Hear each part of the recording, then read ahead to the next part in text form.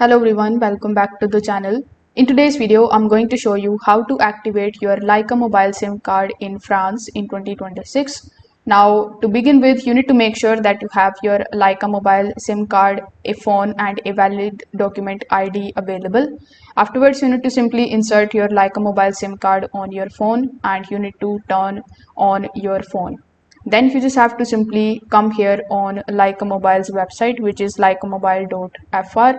Now over here you just have to simply look for the activate SIM button. So when you're able to find the activate SIM button over here, you just have to simply click on that and you will be landed on the SIM activation page. Now when you are on the SIM activation page, you just have to simply provide some of your details like the SIM card number and the proof of identity. Just be sure that you enter all the information correctly in order to avoid any kind of activation delays. Now, once the registration has been submitted, you just have to wait for the verification process to be completed. Now, in many cases, the activation occurs within a short period, although verifications times can vary.